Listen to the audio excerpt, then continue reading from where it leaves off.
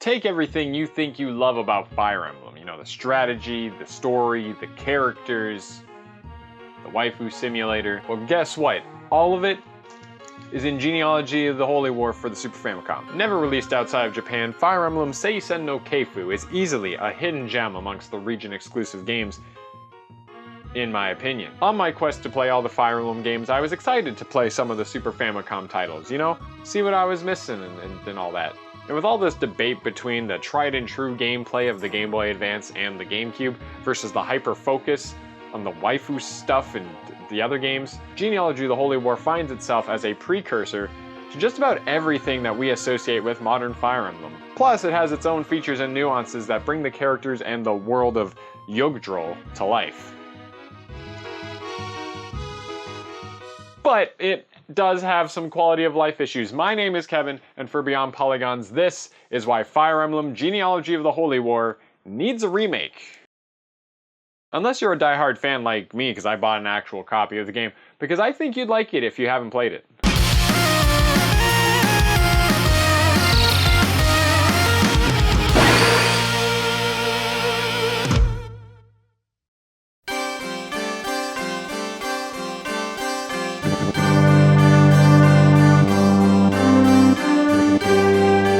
Okay, so what's so great about this game? It's something that speaks to me as a Fire Emblem fan. The game sets up a lot of lore from the beginning, which you can read on your own time, but it really sets up this political narrative from the get-go. Tons of names, tons of countries. Here's Grandvale, the home of our Lord Sigurd, but then there's all the houses within, and they have their own armies, and also all the neighboring kingdoms and their armies and their houses, and there's so much. Every chapter begins with not only the plot of the game, but tons of exposition on just the kingdoms and their royalty and their history and their prior relations. But considering how Fire Emblem has always been this political drama at its core, this helps the world building, because when the first chapter starts, whoa, this map's huge, man! What?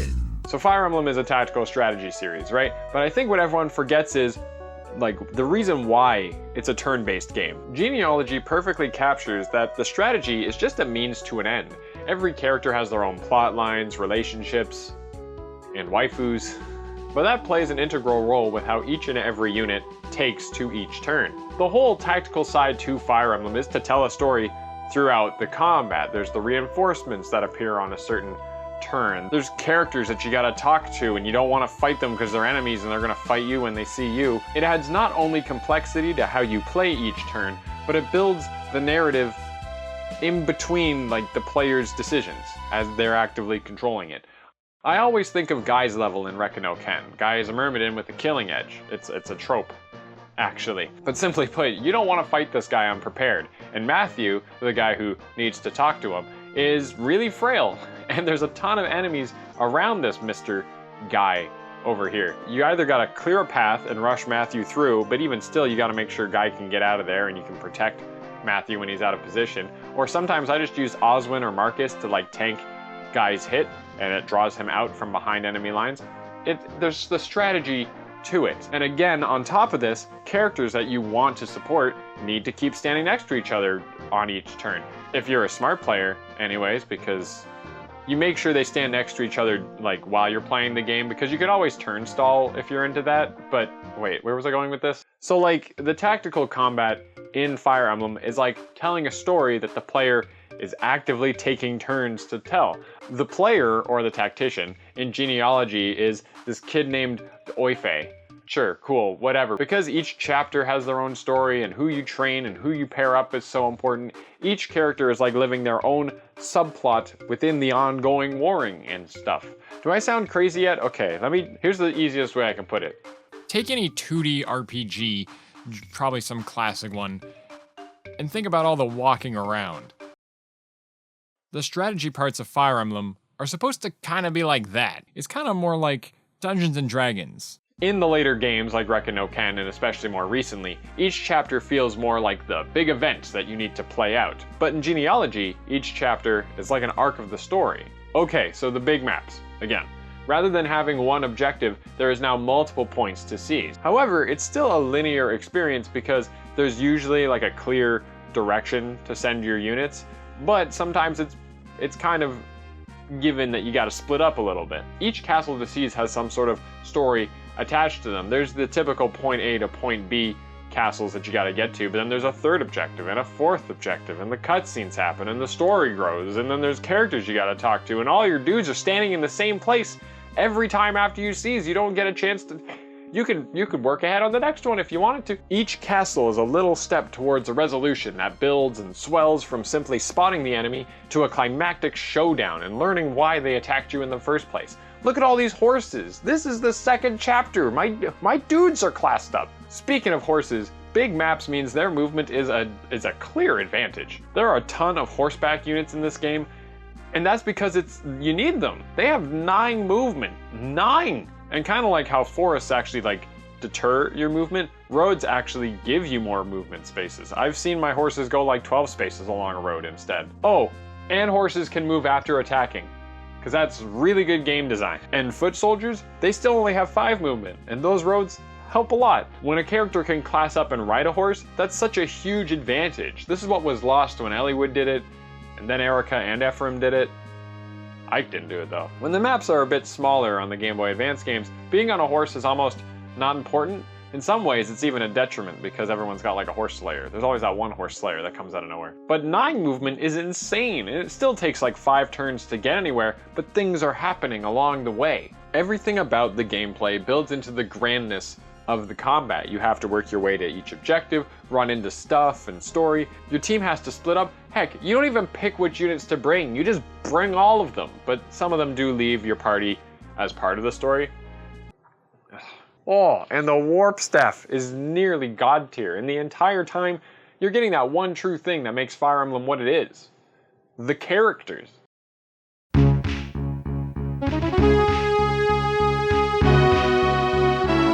It's hard not to talk about the character development in any Fire Emblem game. Even though the story takes up like most of the text and it's like dominated by the lords and a few key characters, everyone has their own little stories, even just to how you recruit them and who they know within the party. Guy's chapter in Rekka no Ken doesn't have a lot of explanation, but him and Matthew used to be friends. Guy was just a mercenary. Considering you want to train the only Myrmidon in that game, you can learn more about him through his support with Matthew. Or some of the other characters, because he can do that, but only if you want to. This is why so many people have attachment to characters throughout the Fire Emblem franchise, not just the main ones. This is why people like Lynn so much. She actually doesn't play the biggest role in that story, but she's so cool. For me, I fell in love very quickly with the cast of Genealogy, especially when you have to bring everyone all the time. You'll be like, oh geez, okay, you know what, Arden, I'm just gonna leave you at the castle forever. Rather than bogging down the game with filler characters with simple personalities, just about everyone in Genealogy has reason to be there. With all the feuding kingdoms, it at least gives each character this personal tie to the ongoing conflict, related to the chapter you got them usually. And of course, they can all fall in love. Much like past games, standing units next to each other can grow their support rating, or in this case, they're called love points. Okay, yeah, here we are, we're at the waifus part now. When characters get married, there's actually no support conversation, like there's not even a menu to do it. Instead, it'll just randomly appear in the stats screen. But instead, the conversations are built into the maps. You can look up all the possible things that can happen in each chapter. And when you replay the game, you'll skip over some of them because you don't want love points with certain people. These not only can lead to these bonus love points, but they can also lead to items and unique storytelling beats. If this isn't another story of that axe in the water again? And these mechanics tie heavily into the story. When Sigurd finds Deirdre and he just can't help himself because she's just so pretty. But then we're getting into spoiler territory, and I know I haven't been discussing the plot specifics too much because people got mad at me last time for not setting a firm warning first. So, you know what? Just to be honest, I'm actually okay about like getting spoiled about something that I've never played, because I'm gonna be skipping over so much of what's like really in the game that like the plot twist, which to me isn't even that great, I have to explain Selph's existence somehow, and Fire Emblem Heroes doesn't give a crap about the story. I mean, look at Ninian over here. But you know what? Just stop watching now if it matters to you and you don't want the spoilers. I think it's not groundbreaking by any means, but everybody dies. Okay. Deirdre, having special powers, is coveted by Arvis, another noble of Grandvale. In fact, he's in line for the throne. as per usual. Arvis isn't actually evil, he just has this lust for power that makes him an easy target for the evil magic guy who is behind it all along. And this time it's a cult. Deirdre married Sigurd and gave birth to Sigurd's child, Selef. Arvis kidnaps her and then tricks the entirety of Sigurd's army into a trap, murdering all of them in the Valhalla massacre. So the game time jumps. That's right, and now the game starts with like this whole new team and with the descendants of the prior heroes. They are the inheritors of light, as the game calls them. Kefka became the bad guy in Final Fantasy VI. Arvis became the bad guy in Genealogy of the Holy War. Okay, it's maybe not that comparable, but I did get this sense of like, that would have been a really cool plot twist, maybe.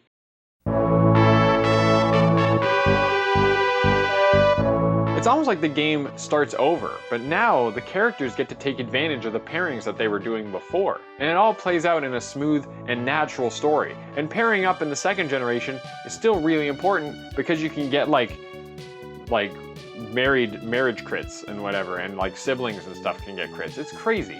And you can pass down your skills, which are also new in this game, and you can even pass down items if they can use it. And you pass down money. Yeah, every unit has their own funds for buying stuff. They can't trade items, but they can give money to each other if they're married. Or actually, the thief can give money to anyone, and steal it from enemies. And they can class up! I don't like Fire Emblem 6. This game balances a unit's utility, since you gotta bring everyone anyways, but there's so much variety and complexity that's built into Genealogy. Although you gotta figure out how the whole pawnbroker works. Castles can be defended. Thanks, Arden. Castles have shops and an arena for grinding in. Though the prologue and first chapters are a tutorial, chapters 2 to 5 all feel like sprawling adventures of our fated first generation. But the final 6 chapters, starring their inheritors, are completely driven with story and a new narrative. In fact, this narrative is so huge, this game got a direct sequel that takes place during that time jump. And it stars Leif, who is Quan, like the Marcus of the game's kid, because they started out already married with Ethlin, the healer. The title, Genealogy of the Holy War, is probably the most fitting title for a Fire Emblem game. The legendary weapons of this game can only be used by those of holy blood, and to do that in the second generation involves actually very specific pairings to pass down the proper holy bloodlines. Arvis, Deirdre, and this other guy, Eldigan, also pass down into the later characters Julius, Julia, and Ares. It just speaks to such an overarching story that the whole waifu stuff is actually appreciated, because it's all here for a reason. As much as we can argue about Awakening and Fates and whether or not the whole waifu thing was a good decision, some people don't think it is. I think it was okay in Awakening, but whatever. Fact of the matter is, Genealogy does it the best. If the parents didn't get paired up, you get oddly similar looking characters who definitely don't have the holy blood or good skills. But passing all this stuff down and getting this sort of fresh start with a new set of characters, it's really fun. It's almost like a whole second game.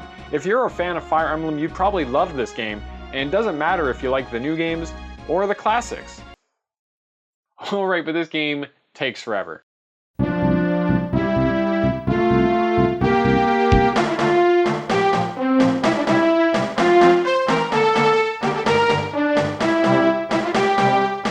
It's hard to shift your head around the idea that each chapter in this is like 4 to 5 chapters of the other games. The map is even one cohesive map that flows from one chapter to the next. It's really well made, but it is quite daunting to see these gigantic rooms and you get distracted looking at stuff. There's a button you can press to jump between the other castles. I haven't even talked about the theming in the game yet. During your turn, you get a different track for every chapter just to set the tone for the battles ahead. Each army has their own sort of theme that plays when it's their turn. Verdane's is, oh man, it just makes me want to snap my fingers.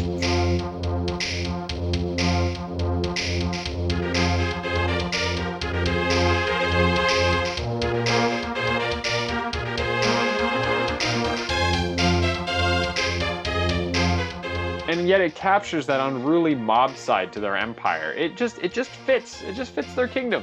It's one of my favorite themes in video games, I think, actually. But it just gets arduous, and the animations are a bit slow. I'm sure everyone has already noticed and passed judgment on the speeding up that I've had to do here. I had to emulate it. It never came out here in North America. But trust me, I had to speed it up, okay? I had to. So as the title suggests, the game could use a remake. I like that I have to consider saving between every turn, which is nice that you can actually just like reset your save. You can kind of save scum a little bit in this game, which is nice, I guess. It makes each chapter feel like a chapter of a story, and you can stop in the middle of it because chapters take like an hour or so, even with me speeding it up.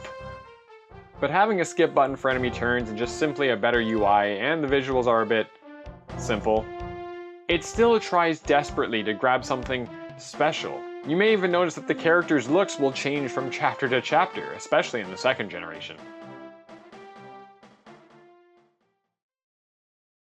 It could use a fresh coat of paint and some animated cutscenes. With the success of Echoes, Shadows of Valentia, I think we need some Fire Emblem Echoes, the Bloodlines of Yggdrasil or something, I don't know. I just think we need this, if not for some epic remix of Verdane's Army or the Recruit music. God, jeez, it's so good. The game just shows its age. It came out on the Super Famicom. But until a remake gets made, I honestly feel that Genealogy is worth checking out if you're looking for other Fire Emblem games to play. It's just, you know, a bit dated.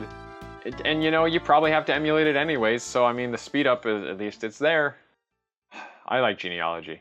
I've always said that I've played most of the games in the series, so I feel that I have enough experience to say that Genealogy is a good Fire Emblem game. But I need to finish playing them all. Bring it on, Thracia 776. Though I've been trying to sell people on my personal opinions towards Fire Emblem, like how the GBA games are truly the best in the series. All I know about Thracia is that it's probably the hardest.